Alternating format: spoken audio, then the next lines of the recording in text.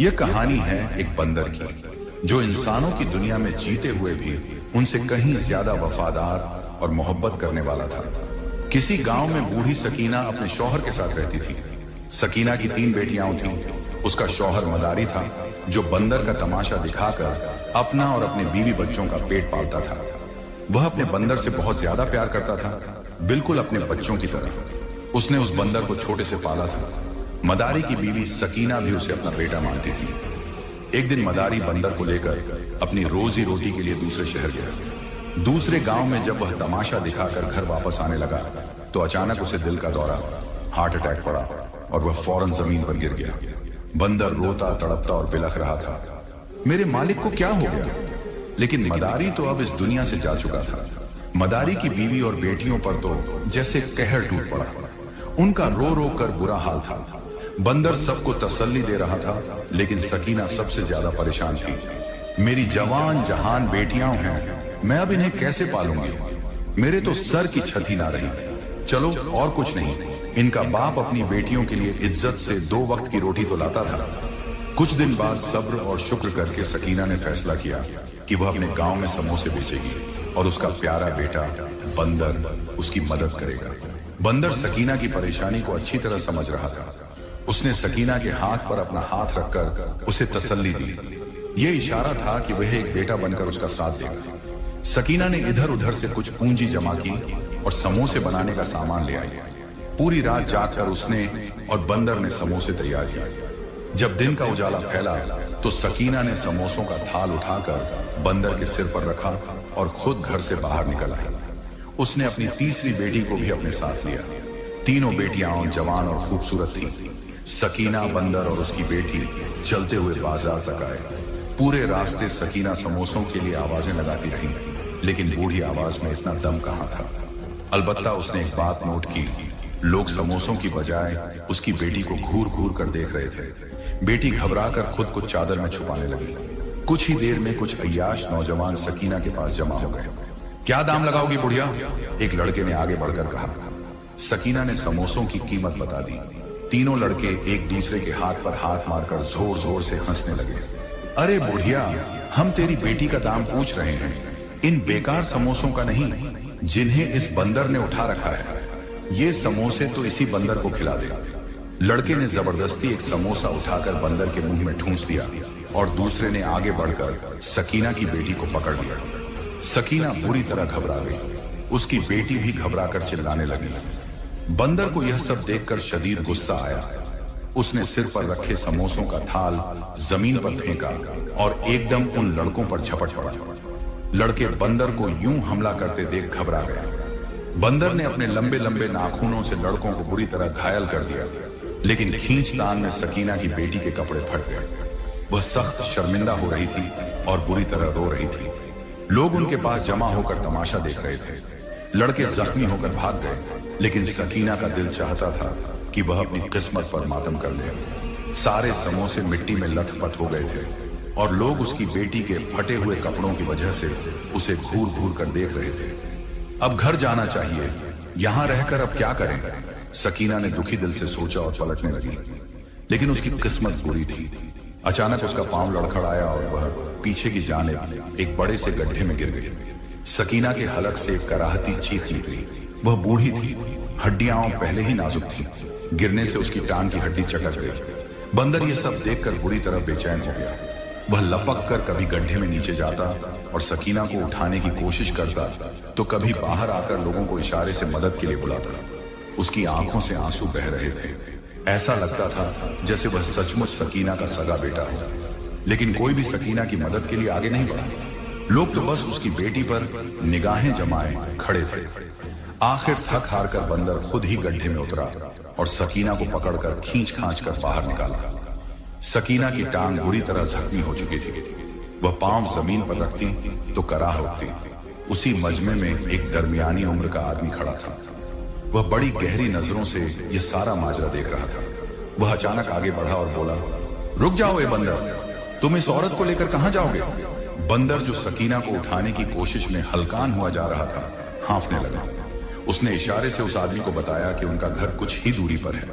आदमी ने बंदर को मशवरा दिया, यहाँ पास ही मेरा ठेला खड़ा है जिस पर मैं सब्जियां लादकर पूरे गांव में बेचता हूँ। तुम इस पर अपनी माँ को यहाँ से ले जाओ। उस आदमी ने बंदर की मदद की, सकीना को ठेले पर चढ़ाया और उनके घर की जानिब चल पड़ा। सकीना की बेटी भी खुद को छुपाने की कोशिश करते हुए घर तक पहुंची। आदमी तो सकीना को घर छोड़कर चला गया, मगर उसकी तीनों बेटियां उसके इर्द गिर्द इकट्ठी होकर फूट फूट कर रोने लगी। सकीना की आंखों में आंसू थे। बंदर से उसकी परेशानी और बेचैनी देखी नहीं गई। वह अचानक लपक कर घर से बाहर निकला और पास के डॉक्टर को हाथ पकड़कर घसीटते हुए घर ले आया। डॉक्टर ने घर आते ही सकीना की टांग का मुआयना किया और मायूसी से बोला, सकीना की टांग की हड्डी टूट गई है। मुझे यकीन है कि बड़े डॉक्टर को फीस देने के लिए आपके पास पैसे नहीं होंगे। मैं अपने साधनों से इनका इलाज करा देता हूं, लेकिन अब ये 3 महीने तक चलने फिरने के लायक नहीं रहेंगे। डॉक्टर की बात सुनकर सभी के चेहरे उतर गए। कमाने का एकमात्र जरिया तो अब सकीना ही थी। अगर वही चारपाई पर पड़ जाती तो कमाता कौन? लेकिन उसका इलाज भी जरूरी था। बंदर ने डॉक्टर के हाथ पर अपना हाथ रखकर सर हिलाया। डॉक्टर ने अपनी गाड़ी मंगवाई और सकीना को अस्पताल ले गया। वह डॉक्टर नेक दिल आदमी था और सकीना के शौहर का पुराना वाकिफ था।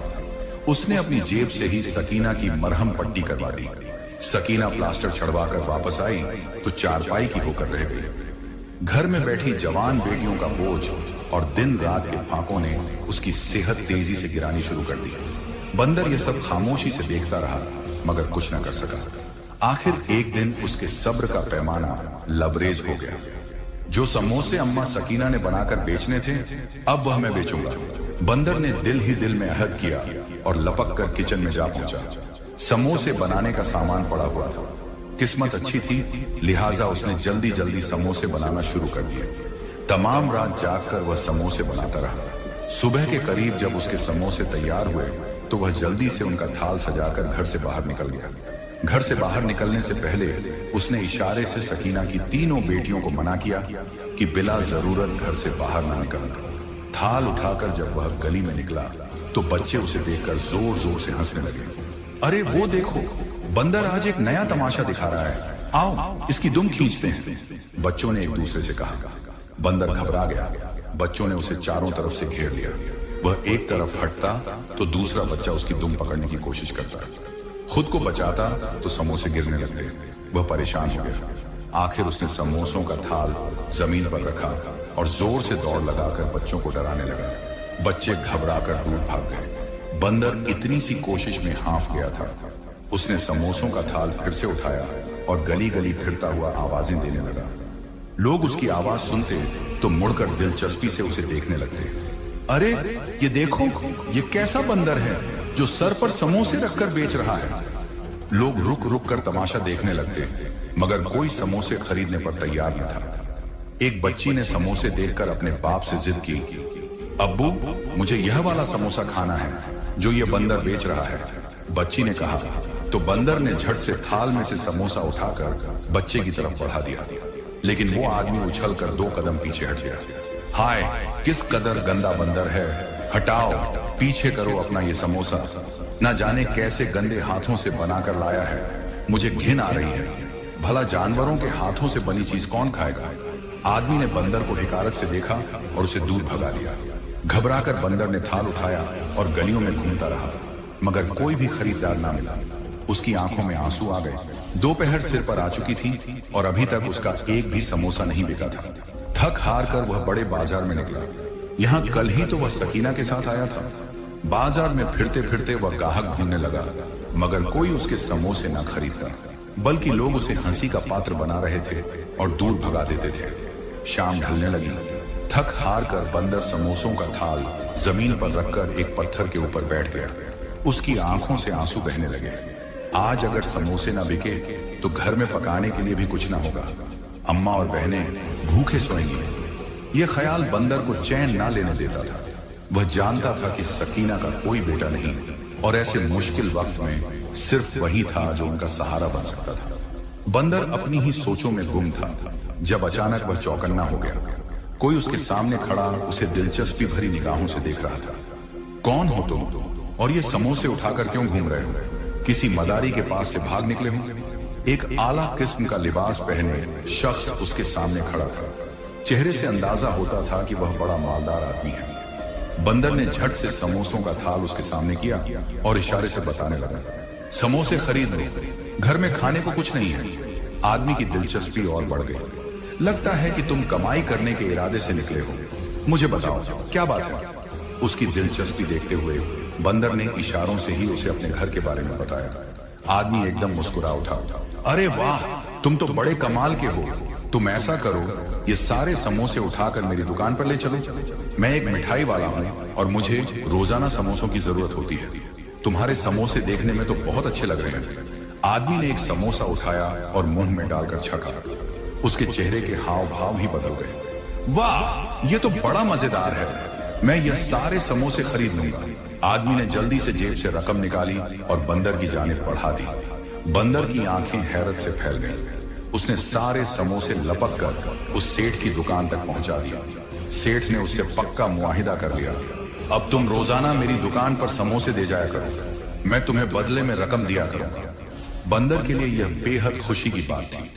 शाम ढल रही थी। वह रकम हाथ में दबोचे तेजी से दौड़ता हुआ घर आ पहुंचा। उसे यकीन था रकम देखते ही घर वाले खुशी से पागल हो जाएंगे, मगर दरवाजे से अंदर दाखिल होते ही वह बुरी तरह से चौंका, क्योंकि आंगन में सकीना की चारपाई के साथ ही कुर्सी पर एक शख्स बैठा था।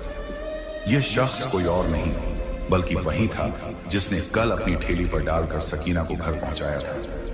बंदर को देखते ही उसके चेहरे के तासुरात अजीब से हो गए। बंदर खामोशी से गया और सकीना की चारपाई पर चढ़कर बैठ गया। उसने इशारे से शख्स से पूछा कि वह घर में क्यों आया है। साथ ही बंदर ने एक निगाह अपनी बहनों पर डाली जो घर के कामकाज में मशगूल थी। बंदर के अंदाज से वह शख्स समझ गया कि घर का सरपरस्त यही है।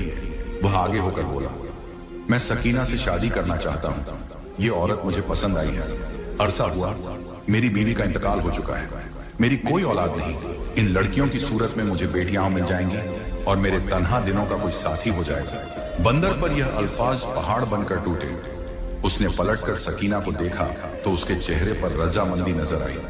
शायद सकीना भी हालात से बुरी तरह घबरा गई थी। वह चाहती थी कि एक मर्द उनका सहारा बन जाए। उसने उस आदमी की ख्वाहिश कबूल कर ली। बंदर हैरान था, लेकिन वह कुछ बोल न पाया। उसे तो बस अपनी बहनों और मां की फिक्र थी। उसने दिल में सोचा, कहीं इस शख्स का कोई लालच न हो। मगर सकीना ने उस आदमी के साथ निकाह कर लिया। वह दिन भर सब्जी बेचा करता था। शाम के वक्त घर आता तो सकीना से बातें करने लग जाता। सकीना की बेटियां जब उसके सामने खाना रखती तो वह मजे लेकर खाता।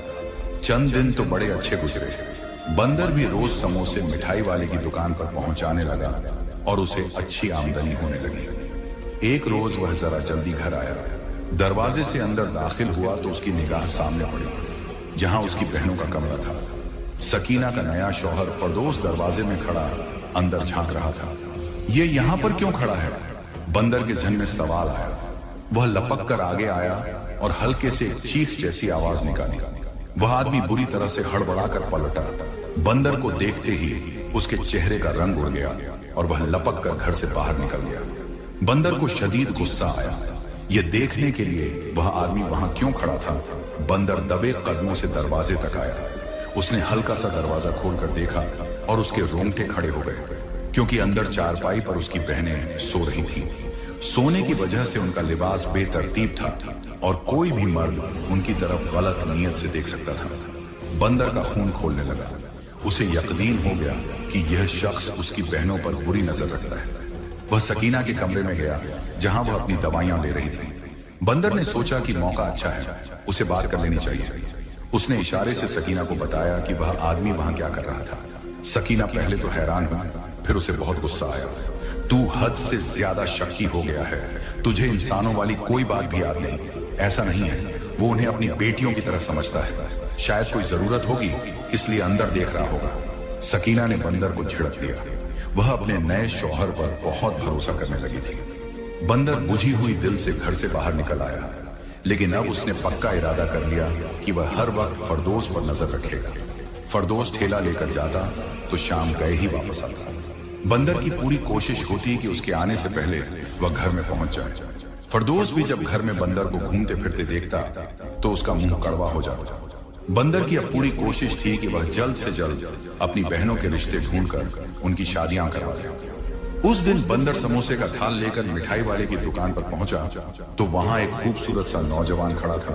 बंदर को देखते ही उसने प्यार से उसकी जानिब हाथ बढ़ाया। कैसे हो दोस्त? बंदर को बड़ा अच्छा लगा। उसने इशारे से मिठाई वाले से पूछा, ये कौन है? तो वह हंस दिया, अरे ये मेरा बेटा है और 2 बेटे और भी हैं। ये तीनों जुड़वा हैं। आजकल मैं इनकी शादी करवाने के लिए लड़कियां ढूंढ रहा हूं। सेठ की बात सुनकर बंदर खिल उठा, यह तो बड़ी अच्छी बात है। मेरी 3 बहनों की शादी अगर इस मिठाई वाले के घर हो जाए तो कितना अच्छा होगा। लड़के भी बड़े शरीफ लग रहे हैं। बंदर ने दिल ही दिल में सोचा, लेकिन यह आदमी बगैर दहेज के अपने बेटों की मेरी बहनों से शादी नहीं करवाएगा। बंदर के चेहरे पर परेशानी फैल गई। समोसे बेचकर वह रकम तो कमा लेता था, लेकिन उन पैसों से घर का खर्च ही बड़ी मुश्किल से पूरा होता। वह तमाम दिन सोच और परेशानी में गुजारता रहा। वह बहनों को ज्यादा दिन घर में नहीं रख सकता था। उनकी इज्जत और जान दोनों ही खतरे में थी। सोचते सोचते वह बढ़ई के पास जा पहुंचा, जो घर का साजो सामान बनाने का काम करता था। बंदर को अपनी दुकान में देखकर वह जोर से हंसा, लेकिन बंदर ने इशारे से उससे पूछा, एक दहेज का सामान बनाने के लिए उसे क्या क्या चाहिए? बढ़ई ने बड़े आराम से बता दिया, सारी लकड़ियां मेरी होंगी तो बड़ा महंगा बनेगा। हाँ, अगर तू लकड़ियां ले आए तो मैं तुझे मुफ्त में सामान बना दूंगा। बढ़ई ने तो मजे से कह दिया, लेकिन बंदर का दिमाग रोशन हो गया। अगले दिन समोसे मिठाई वाले की दुकान पर पहुंचाते ही वह लपक कर करीब के जंगल में जा पहुंचा। वहां ऊंचे ऊंचे दरख्तों के तने थे। बंदर घर से साग काटने वाली दरांती लेकर गया। उसने एक एक करके दरख्तों को गिराने का काम शुरू कर दिया। काम मशक्कत भरा था, लेकिन बंदर दरख्त गिराता और उनकी लकड़ियां काटने लगता। दहेज के साजो सामान की फिक्र हटी तो बंदर को एक और फिक्र हुई। शादी के रोज यकीनन बहुत से मेहमानों को खाना भी खिलाना होगा। उनके घर में तो दाल रोटी बड़ी मुश्किल से पूरी होती थी। बंदर सर पकड़े बाजार में बैठा था जब एक आदमी ने उसे गले से पकड़ लिया। ये बंदर बड़ा फुर्तीला लग रहा है, चल मेरे साथ नाच दिखा, मैं तुझे पैसे दूंगा। उस आदमी ने कहा, मैं एक मदारी हूं, बिल्कुल बंदर के पहले मालिक की तरह। बंदर ने उस आदमी की तरफ अपना हाथ बढ़ाया और इशारे से पूछा, वह कितने पैसे देगा? मदारी ने उसे रोज मिलने वाली रकम का आधा हिस्सा बताया। बंदर खुश हो गया। उस रकम को मैं जमा करके बहनों की शादी के दिन खाना पकवा लूंगा। वह समोसे सेठ की दुकान पर पहुंचाते ही उस मदारी के साथ निकल पड़ता। वह उसे गलियों गलियों मोहल्ले मोहल्ले में नचाता रहता। नाचते नाचते बंदर थकने लगता, उसके पैरों तले से खून रिसने लगता, लेकिन रकम की लालच में वह पूरे गांव का एक चक्कर लगा लेता। उसी मदारी के साथ नाचते हुए उसे पता चला कि उसका बेटा शादी ब्याह के खाने पकाता है। बंदर खुशी से उछल पड़ा। उसने उस आदमी के साथ मुआहिदा किया, जब मैं अपनी बहनों की शादी करूंगा तो यह आदमी मेरी बहनों की शादी का खाना मुफ्त में पकाएगा। यूं बदले में वह रोजाना की रकम उससे नहीं लेगा। मदारी को भला क्या एतराज हो सकता था? वह मुफ्त में बंदर को नचाने लगा। बंदर पूरे गांव का चक्कर लगाकर सीधा जंगल जा पहुंचता, एक एक करके लकड़ियां काटता, और जब शाम ढलने लगती तो पूरा दिन गुजर जाता। फिरदौस के घर आने का वक्त होता तो बंदर जल्दी से काम अधूरा छोड़कर घर वापस आ जाता। फिरदौस को उसकी मौजूदगी में मौका नहीं मिल रहा था। वह दिन ब दिन तिलमिलाया हुआ रहने लगा, जबकि दूसरी जानिब बंदर दिन रात इसी कोशिश में था कि जल्द से जल्द लकड़ी कट जाए तो वह बहनों का दहेज बना ले और फिर उनकी शादी की बात करे। फिरदौस को बंदर को देखकर बड़ा गुस्सा आता था, क्योंकि वह पूरी रात जागकर समोसे बनाता रहता और साथ साथ बहनों की निगरानी भी करता था। सुबह फिरदौस जब घर से चला जाता तब बंदर समोसों का थाल लेकर बाजार की जानिब निकलता। उस वक्त सकीना जाग जाया करती थी। फिरदौस को मौका नहीं मिल रहा था कि वह सकीना की बेटियों पर हाथ डाल सके। बंदर रोजाना थाल पहुंचाने के बाद खुद जंगल पहुंच जाता। रफ्ता रफ्ता उसने इतनी लकड़ियां काट ली थी कि तीनों बहनों का दहेज आसानी से बन सकता था। जिस दिन उसने आखिरी बहन के दहेज की लकड़ियां मुकम्मल की, वह बड़ा खुश था। कल सुबह आकर यह सारी लकड़ियां बढ़ई की दुकान पर पहुंचा दूंगा, फिर जल्द ही बहनों का रिश्ता मिठाई वाले से मांग लूंगा। बंदर ने खुशी खुशी सोचा और घर वापस आ गया। उसी दिन फिरदौस बड़ी देर तक अपनी चारपाई पर बैठा बंदर को घूरता रहा। बंदर भी सुबह के लिए समोसे बनाता रहा। दोनों रात भर जागते रहे। सुबह सकीना को डॉक्टर के पास लेकर जाना था। बड़ी दोनों बहनों ने छोटी से कहा, तू होशियार है, बाहर के रास्तों का भी खूब पता है, माँ को तू ले जा, हम घरदारी का काम कर लेंगे। छोटी बेटी मान गई। बंदर को उस रोज बढ़ई के पास जाना जरूरी था। ध्यान से जाना, मुझे काम ना होता तो मैं जरूर जाता। बंदर ने अपनी छोटी बहन के सर पर हाथ रखकर इशारा किया और खुद थाल उठाकर लपक कर बाहर निकल गया। मिठाई वाले को थाल देते ही वह जंगल की जानिब दौड़ा, लेकिन जंगल में दूर से ही धुएं के गहरे गहरे बादल उमड़ रहे थे। लोग दौड़ते हुए जंगल से दूर आ रहे थे। बंदर बुरी तरह से घबरा गया। यह सब क्या हो गया? वहां तो मेरी लकड़ियां पड़ी थी। बंदर घबरा कर दौड़ते हुए जंगल की जानिब जाने लगा। अरे वह देखो, बंदर जंगल में जा रहा है, रोको उसे, वहां तो आग लगी हुई है। लोग चिल्ला चिल्ला कर उसे पुकारने लगे, लेकिन बंदर अंधाधुंध जंगल में जा घुसा। वहां पहुंचते ही उसकी आंखें हैरत से फैल गईं। पूरे जंगल में जगह जगह आग लगी हुई थी। धुएं के गहरे बादल उठ रहे थे। जहां उसने सूखी लकड़ियां काटकर ढेर की सूरत में जमा की थी, वहां सबसे ज्यादा आग लगी थी। शायद मौसम की गर्मी से जंगल में आग भड़क उठी थी। बंदर हड़बड़ा गया। उसके लबों से चीख निकल गई, यह तो मेरी बहनों का जहेज है। वह लपक कर आगे बढ़ा और आग में कूदकर लकड़ी उठाने की कोशिश करने लगा, मगर लकड़ियां जल चुकी थी। आग बुझाने वाले लोग जंगल में दाखिल हुए तो बंदर को देखकर चौंक गए। अरे उसे रोको, बंदर को पकड़ो, बेचारा मर जाएगा, शायद उसका घर यहां है। लोग चीखने लगे। किसी ने आगे बढ़कर उसे पकड़ा। वह बुरी तरह से रोते हुए लकड़ियां बचाने की कोशिश कर रहा था। उसकी खाल जगह जगह से जल गई थी। बंदर रो रहा था, चिल्ला रहा था, मुझे छोड़ दो, मेरी बहनों का जहेज जल गया है, अब उनकी शादी कैसे होगी? लोग उसकी जुबान समझ नहीं पा रहे थे। उन्होंने उसे उठाकर जंगल के बाहर फेंक दिया। बंदर फूट फूट कर रोता हुआ घर वापस आ गया। घर के दरवाजे से दाखिल हुआ ही था कि अचानक एक जोरदार चीख सुनाई दी। बंदर घबराकर सामने देखता है तो फर्द उसकी बड़ी बहन को दबोचकर कमरे के अंदर ले जा रहा था, जबकि दूसरी बहन फर्द को रोकने की कोशिश कर रही थी। आज तो तेरा वह मनहूस बंदर भी घर नहीं है और बूढ़ी सकीना भी बाहर गई है। आज तो तुझे छोड़ूंगा नहीं। फर्द किसी बदमस्त हाथी की तरह उसे घसीट रहा था। बंदर की आंखों में खून उतर आया। उसके हाथ में लकड़ी काटने वाली दरांती थी, जिसे लेकर वह जंगल जाता था। उसने आप देखा न ताब दरांती फर्द की तरफ उछाल दी। बंदर के हाथ में ताकत थी। दरांती सीधा फर्द के सिर में जा लगी। खून का फव्वारा छूट पड़ा और वह वहीं सिर पकड़कर जमीन पर बैठ गया। बंदर की बहन जो पीछे खड़ी थी, उसने भी मौका गनीमत जाना और चूल्हे में पड़ी हुई लकड़ी उठाकर फर्द के सिर पर जोरदार वार किया। फर्द तड़प उठा, लेकिन उसने देख लिया कि यहाँ उसकी दाल गलने वाली नहीं है। सिर पर हाथ रखे वह बिलबिलाता हुआ बाहर भाग गया। दोनों बहनें रोती हुई आकर बंदर से लिपट गईं। अगर आज आप ना होते तो न जाने क्या हो जाता। वे फूट फूट कर रो रही थी। बंदर उनके सिर पर हाथ फेरते हुए उन्हें तसल्ली दे रहा था, मगर खुद उसका दिल भी टूटा हुआ था।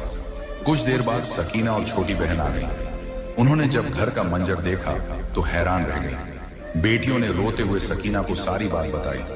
वह बूढ़ी औरत भी फूट फूट कर रोने लगी। हाय मेरे नसीब, कैसा आदमी घर में घुसा लिया, अब क्या होगा? सभी शदीद परेशान थे। तभी दरवाजे पर दस्तक हुई। दरवाजा खुला तो देखा मिठाई वाला था। उसके साथ 3 जवान लड़के भी थे। वे सब बड़े खुश लग रहे थे और यूं लग रहा था जैसे कोई खास बात करने आए हों। मगर घर के अफराद को इस तरह परेशान देखकर वे सब खामोश हो गए। बंदर लपक कर आगे बढ़ा। ये क्या हालत बना ली है तुमने? तुम्हें ये चोटें कैसे लगी? सेठ ने हैरत से पूछा तो बंदर की आंखों में आंसू आ गए। उसने इशारों से सारी दास्तान सुना दी। कैसे जंगल में बहनों के जहेज की लकड़ियां इकट्ठी की, कैसे वे जल गई। सेठ की आंखों में भी आंसू आ गए। उसके साथ खड़े उसके लड़के भी हैरत से बंदर को देखने लगे। तुम्हें यह सब करने की क्या जरूरत थी? मैं तो अपने तीनों बेटों के लिए आज तुम्हारी बहनों का रिश्ता मांगने ही आया था। बंदर के कानों में जैसे शहद घुल गया। सेठ आगे बोला, मैं बहुत अमीर आदमी हूं, मुझे जहेज की कोई जरूरत नहीं। हाँ, अगर तुम चाहते हो कि तुम्हारी बहनों का जहेज बने तो उसका बंदोबस्त मैं कर दूंगा, मगर मेरी एक शर्त है। सेठ की आवाज आखिर में गीली हो गई थी। बंदर समेत सभी चौंक गए। खुशी की खबर के साथ ही उसने उन्हें परेशान भी कर दिया था। क्या शर्त है? झेस की कीमत तुम अदा करोगे। सेठ ने बंदर की जानिब इशारा किया। बंदर ने झट से सिर झुका लिया, जैसे कह रहा हो, मैं अपनी बहनों और बूढ़ी माँ के लिए हर लम्हा हाजिर हूं। सेठ के बेटे बड़े खूबसूरत और नेक थे। सकीना उनकी सादगी और अच्छाई देखकर अपनी बेटियों का रिश्ता पक्का करके बेहद खुश थी। मगर बंदर परेशान था। न मालूम सेठ ने किस कीमत की बात की थी। सेठ ने अपने वादे के मुताबिक बंदर की बहनों का शानदार जहेज बनाया, और जब उनकी रुखसती होने लगी तो बंदर ने आगे बढ़कर सेठ का हाथ पकड़ लिया। आपने किस कीमत की बात की थी? बंदर ने इशारे से पूछा। सेठ जोर से हंस पड़ा। वो कीमत तुम दो। मैं चाहता हूं कि तुम मेरी दुकान पर मुलाजिम की हैसियत से नहीं, बल्कि एक बेटे की हैसियत से काम करो। मैंने देख लिया कि आजकल के जमाने में अपनी सगी औलाद भी इतनी काबिल और मोहब्बत करने वाली नहीं होती जितना कि तुम हो। ऐसी वफादारी तो ढूंढने से भी नहीं मिलती। आज से तुम मेरे बेटे हो। सेठ ने बंदर के सर पर हाथ रखा तो बंदर की आंखों में आंसू भर आए। ऐसी कीमत तो मैं खुशी खुशी चुकाने को तैयार हूं। बंदर की तीनों बहनें अपने घरों में सुखी और खुशहाल थीं। वे अपनी मां को भी अपने साथ ले गई थी, और बंदर वह किसी बेटे की तरह सेठ की दुकान पर काम करता रहा। उसने अपने नए घर